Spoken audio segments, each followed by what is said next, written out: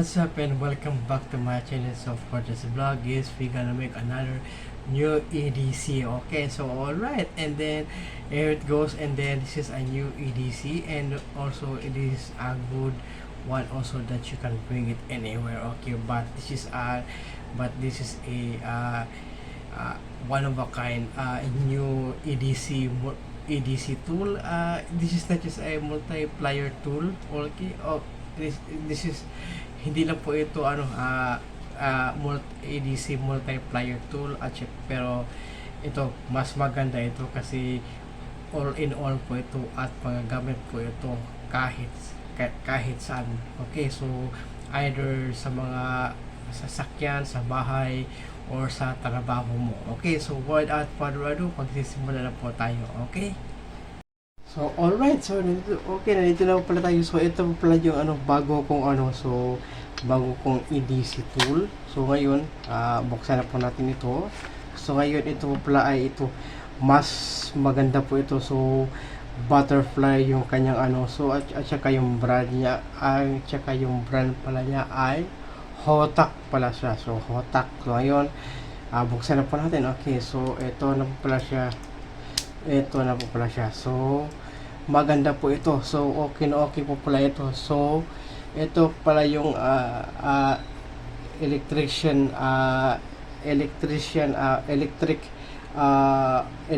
wire cutter. Okay? Electric wire cutter po ito. So, meron po pala itong mga dito nakalagay. So, meron siyang measurement sa mga wires po. Ito pala yung mga measurement sa mga wires. So, meron siyang 20, 18, 16, 14, 12, at saka 10. At dito naman ay 0.8, 1.0. Yan po yung AWG niya, at ito po yung millimeter po. So, nakalock siya. So, ngayon at open na siya para nag-lock, para hindi siya mag-lock. So, nakalock po siya yun. So, ito, nakalock siya. So, kaya hindi siya magamit. So, kung gusto mo siyang gamitin, alam lang siya dito para mag-unlock po siya. So, ayun, naka-unlock na siya. So, ngayon, ito nga pala yung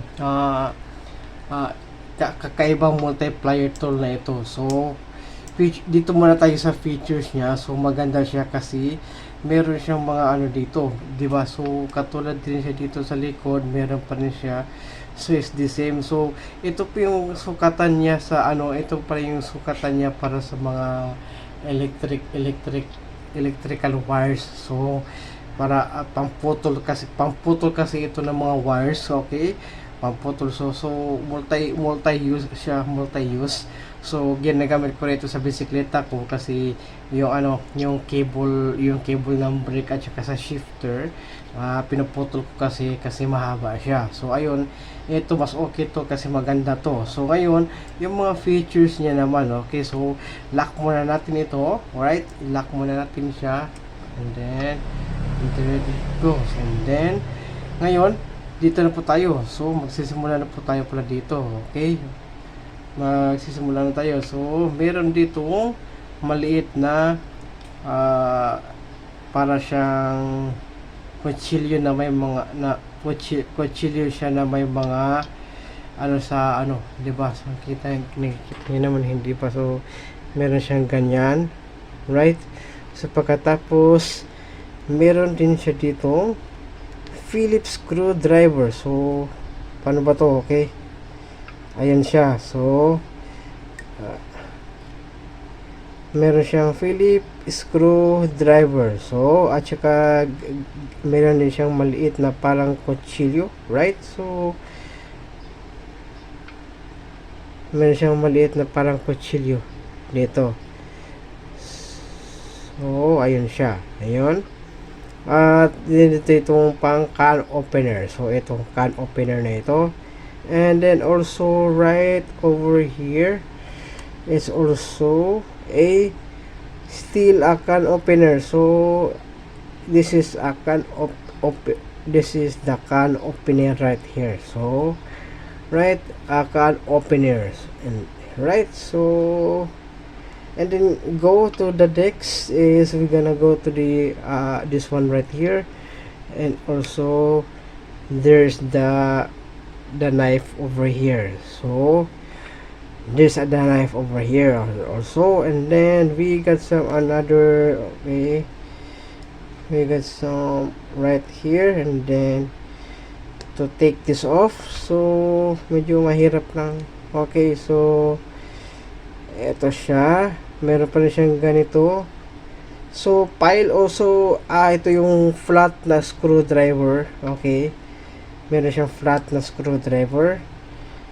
And then also the other one right here is also another flat screwdriver over here. So medyo matigas lang. So ayan pala siya. So dalawa, may maliit, may malaki. So flat na screwdriver, at saka meron din ganito siya. So katulad din siya dito, meron din siyang ganyan. And then also we have some pile over here. So as you can see, ang gaganyan mo yung sa ano mo, so pwede yan sa mga, pwede din sa mga woods, 'di ba, sa mga kahoy, ano mo dun sa mga kahoy, right? Okay din pala siya. So okay overall, maganda pala siya. So ayun, okay, so ayun pa pala siya. So maganda siya. So ito yung brand pala niya ay Hotak, right? So meron siyang nakalagay dyan na Hotak.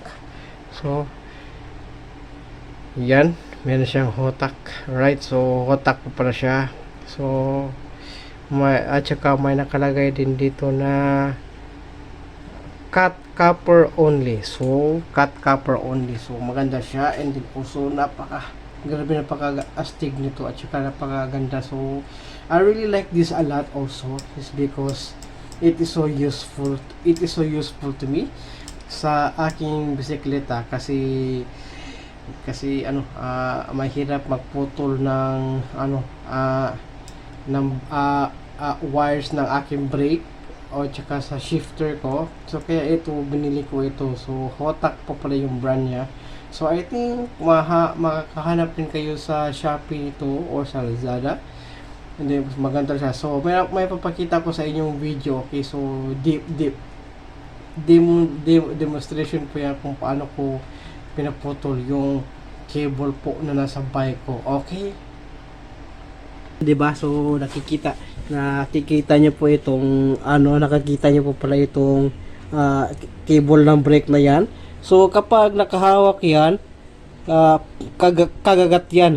Pero hindi po siya kagagat kasi madulas, hindi siya so kailangan mo siyang ganon sa tamang right, so para kagagat siya. So ayun, kumagat siya sa may so anong number, kumagat siya dito sa 1.3, kumagat po siya sa 1.3.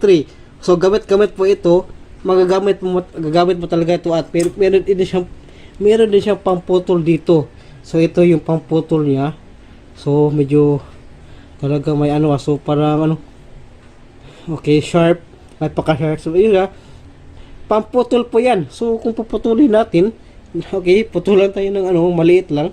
Kung paputulin natin ito, right? Okay, puputulan tayo ng maliit.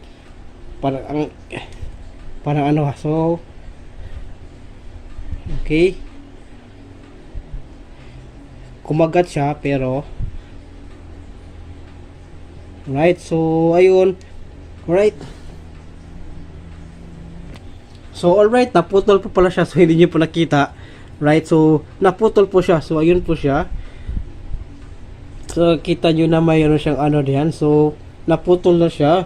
So talagang napaka useful ito. Talagang napaka useful ito sa bisikleta, kasi meron siyang mga meron siyang para sa mga cable niya. So kung susukatin mo lang yung cable niya kung saan siya nababagay, right? Kasi meron kasi siyang mga numbers diyan. So kapag so parang hindi siya, yan po siya, nakikita niyo may mga numbers yan, di ba? So ibig sabihin po, yan po nagbabase yung mga numbers, yung mga sizes po ng mga millimeters po ng wires po na kailangan yung putulin. So multi-use po ito, multi-purpose po ito, multi-tool po na multi-tool na ito. So useful po ito sa mga bikes, sa mga motor, sa mga sasakyan, at saka sa mga electrical home po. So ayos po pala ito. So Hotak po ang brand din pala niya. So hanapin nyo lang po yan sa, I think meron din ito sa Shopee at sa Lazada. So check nyo lang. So kayo lamang check. So kayo lang hahanap nito. So pangalan pala nito ay yung brand pala. Okay. So alright, so nakita niyo na, di ba? So nakita niyo na. Okay, nakita niyo na so paano siya gagamitin. Susukatin mo muna siya dito. Yung yung wires or cable na gusto mong putulin, right? And then also ayun, pwede mo na siyang putulin kaagad para kasi nagkatugma yung sukat ng wires ng gusto mong putulin. So okay na okay to, pang all around tool ito. So maganda siya. So just no need for you to buy a multiplier, right? So tool, okay, maganda siya. Tsaka branded din, actually may pagka-semi branded itong Hotak, pero okay na po pala siya pag when it comes to EDC tool, right? So there it goes, guys. So maganda siya. And then also I really like the design also. I really like the design of this one. So for you to fold it, and then there you have it. So nice, right? So very good. And you like this one also, right? So okay. So okay, yun po yun. Okay, so yun po yung bago kong EDC tools po na I'm sure na magugustuhan pa ninyo. And also I'm sure makakabili din kayo kasi hindi naman ito kamahalan na once makikita yung sasabi. So lalo na po sa mga electrical engineering po, okay, at saka sa mga electrical engineering at saka sa mga electrician po, gamit po ito sa inyong mga purse po. Okay, so maganda po pala ito na maganda po ito na gamitin pang EDC tool, right? So since marami din siya mapaggagamitan. Okay, so yun lang muna ngayon. And also I hope you enjoy watching, and please don't forget to subscribe to my channel for more vlogs. And then please don't forget to subscribe to my channel, and also click that notification bell always para always po kayo notify po sa mga upcoming future videos dito sa aking channel. So okay, so once again, thank you so much for watching, and see you again on my next video.